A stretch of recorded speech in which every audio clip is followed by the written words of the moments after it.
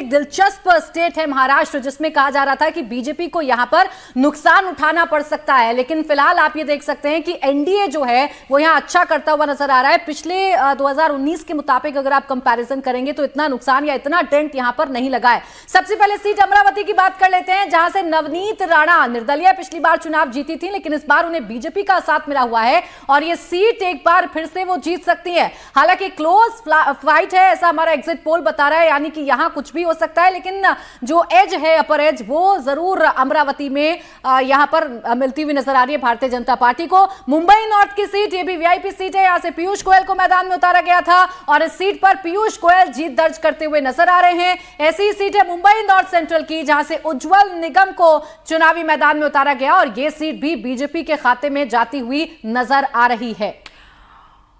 और कल्याण सीट की बात कर लें, श्रीकांत एकनाथ शिंदे, शिवसेना शिंदे के खाते में जाती हुई दिख रही है।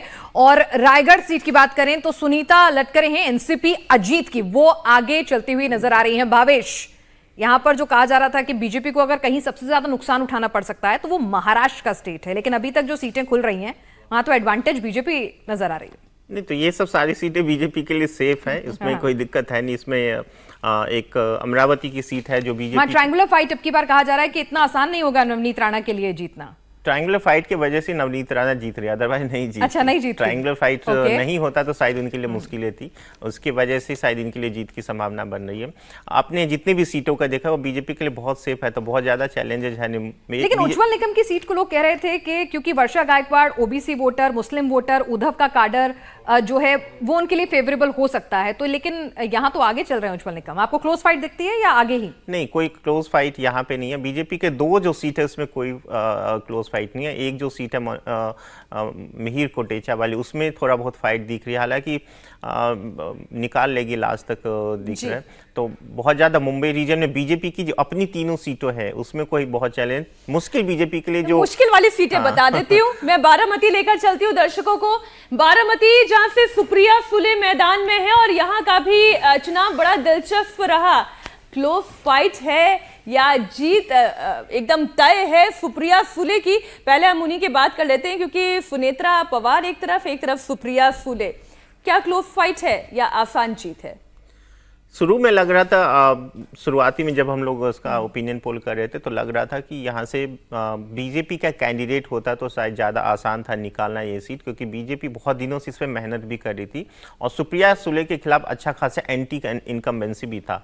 पर जिस टाइम ये अनाउंसमेंट हुआ कि ये सीट अजीत पवार की वाइफ लड़ेगी, उसके बाद बीजेपी की कैडर में एक मैसेज गया। देखिए, वहाँ पर स्थानीय जो पॉलिटिक्स होती है उसमें अजीत पवार हमेशा बीजेपी के विरोध में रहे, तो बीजेपी के कैडर कभी उस ढंग से उनको सपोर्ट एक्सेप्ट नहीं कर पा रही थी।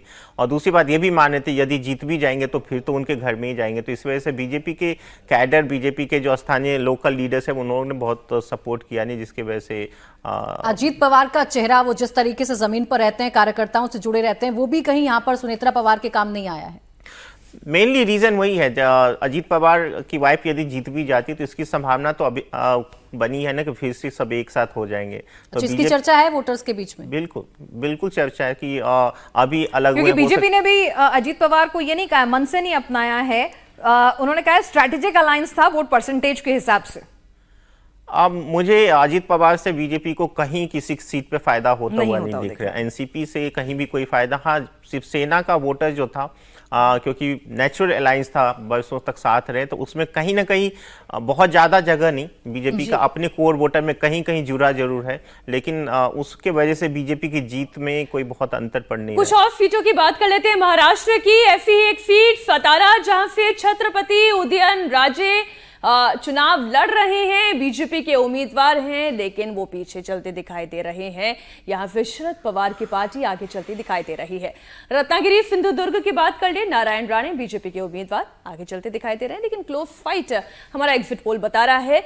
पंकजा मुंडे एक फीमेल चेहरा अगर हम कहें, जो बीजेपी का चेहरे बहुत कम महिला उम्मीदवार, महिला चेहरे जो हैं पॉलिटिक्स में दिखाई देती हैं, लेकिन पंकजा मुंडे बड़ी प्रॉमिसिंग फेस है अपनी पार्टी के लिए। अगर हम महाराष्ट्र की बात करें, कैसा चुनाव लड़ रही हैं? देखिए, ये बहुत मुश्किल सीट है बीजेपी के लिए। जो मराठा आंदोलन था ये इसका एपिक सेंटर था, यहीं पे सबसे ज़्यादा हुआ था, तो बहुत मुश्किल थी। बट चूंकि एनसीपी में जब डिवीजन हुआ तो वहाँ पे एनसीपी के जो लीडर है, जो अब इनके साथ आ गए, धनंजय मुंडे, इनके चचे कजन ब्रदर हैं, उनका इनको अच्छा खासा साथ मिला, जिसकी वजह से एनसीपी के वोट में बहुत ज़्यादा कंसोलिडेशन उन विरोधी पक्ष में हुआ नहीं। और बीजेपी का अपना आधार है इन सब सीटों पे। आप देखेंगे जो बीजेपी का अपना फॉर्मूला माधव फैक्टर है, इन सब सीटों पे बहुत हराना बहुत मुश्किल है। जो बीजेपी का ओबीसी वोट कंसोलिडेट होता है उसमें बीट इसके आसपास की जितनी भी सीटें हैं, जिसमें जालना भी है जो भी एक एपिक सेंटर था सीट जो इसे महाराष्ट्र की नहीं ली गई है, औरंगाबाद को लेकर मेरी बड़ी दिलचस्पी थी, संभाजी नगर, वहां कौन जीत रहा है? वहाँ पे उद्धव का कैंडिडेट है, वही जीतेंगे। शुरू में जैसे पिछली बार वहाँ एमआईएम का कैंडिडेट, बिल्कुल एमआईएम का कैंडिडेट जीता था, लेकिन इस बार जो मुस्लिम पूरे महाराष्ट्र में देखा जाए कि मुस्लिम वोटर्स बीजेपी को हराने के नाम पे उद्धव को वोट कर रहे हैं।